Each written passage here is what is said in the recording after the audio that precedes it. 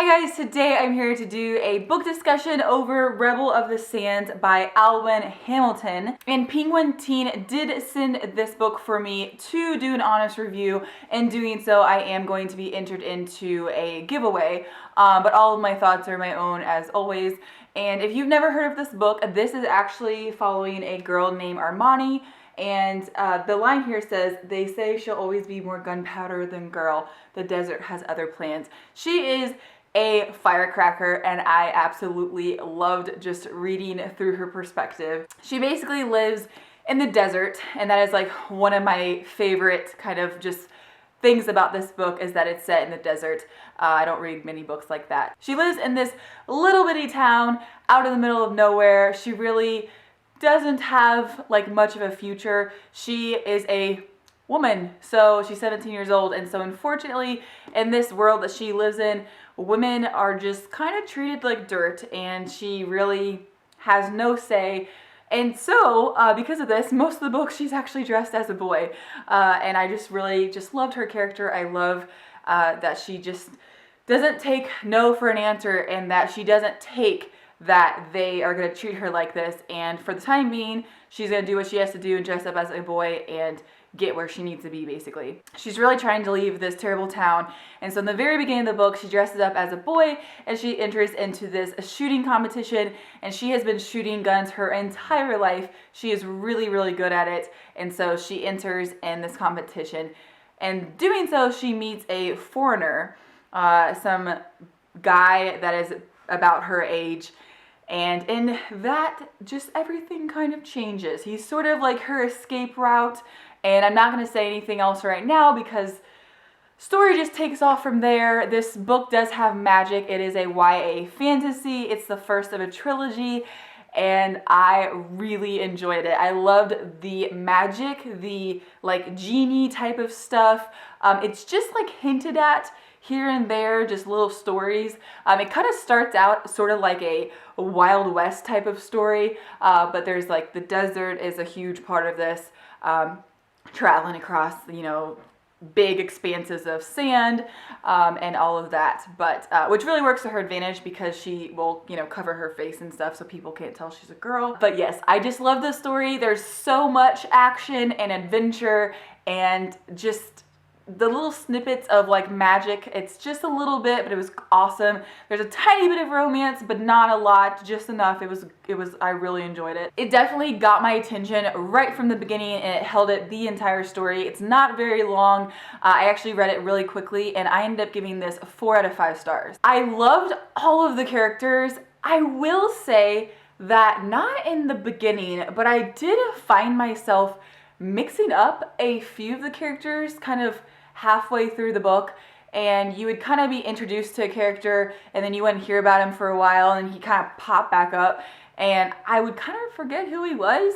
So I would have to like almost flip back and like remind myself who he was, like some random soldier or something. I don't know why that was. I think some of the names just kind of were hard. Like, I don't know. Some of the names are a little hard to pronounce, but Armani and Jin were like the main two, so they were fine. That's probably the only like bad thing, is just that I happen to mix up people. But in general, I feel like the characters were really like fleshed out well, and I feel like they were all like interesting and fun to read about. I don't know, there were a few of them I just like forgot their names. But overall, I definitely think that it was written well, and I think that this was just a super like interesting plot with like a really I just really love the world building. I am really excited about the next 2 books in this trilogy. I know it's going to be forever since this just came out in March, I believe, but I'm really excited about this. That is all I'm going to say. If you guys have not read this book, I definitely recommend it if you really like stories about adventure, and it's just a really fun and entertaining book. So definitely go to your library or your bookstore, wherever you like to get your books, and definitely pick this up. I really recommend it. Okay, so if you have not read this book, please leave, and I'm going to continue on and talk about just a few of the parts I really liked and things like that, just a bit more in detail, so there's going to be some spoilers. So I personally absolutely loved reading all about the genies. I like that it seems like it was just like campfire stories, and then Armani finds herself living them. I didn't guess that Jin was the rebel prince's brother. Later on, it crossed my mind. I was like, oh, you know, part of me, like, I hope this isn't the rebel prince or something. I just thought it'd be more fun if it wasn't. And so I like it that it's his brother. I think I like that more than, say, if Jin had turned out to be the rebel prince. I did have a feeling that Hermione was someone. Is it Dimgy? I'm not sure how to say some of these. I'm sure you guys will correct me in the comments. But the kind of like demigods in Percy Jackson series, where, you know, one parent was mortal and one parent was like a god. And this one, it's like one parent was mortal and one parent was like a genie.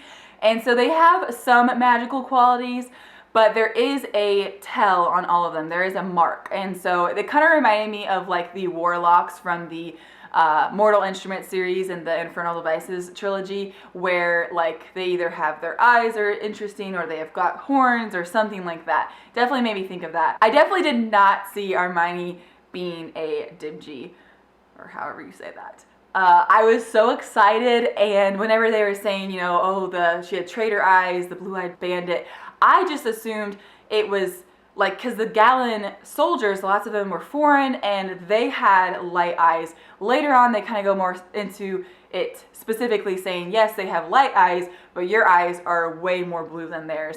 And I just got so excited. It all made so much more sense when they started talking about how she can't lie, and like the day in the shop when she just kept kind of you know, beating around the bush, and she kind of just kept skirting around it, and it just all made so much more sense, and it was so interesting, and I was kind of freaking out. I was a little irritated with Jin because he kind of had lied to her. He didn't tell her he was a prince.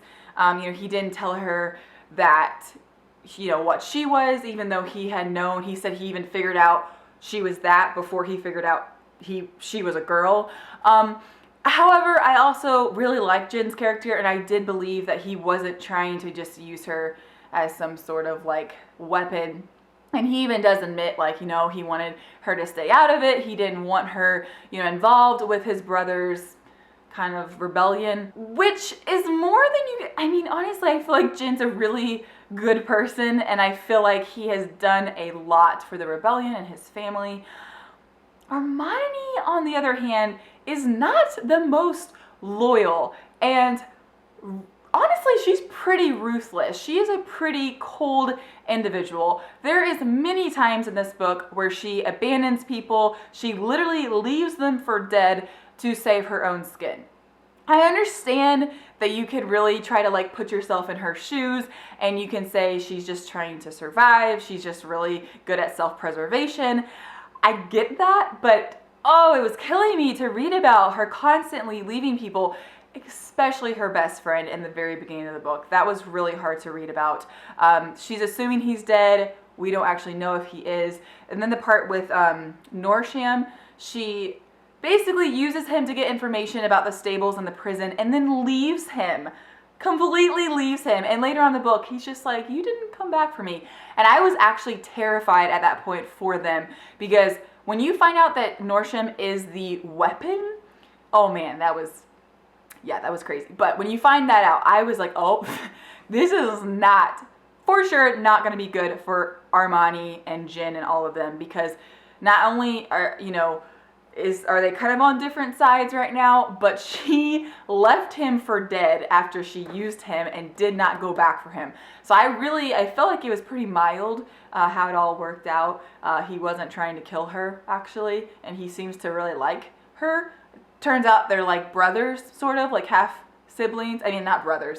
He is her brother, and they're like half siblings. But we'll definitely, I guess, find out more info about that in the next book, about the whole thing with once you know their true name. Like that one guy had the ring on his finger, so he could basically control him. And then she said since they had the same father, he knew her name.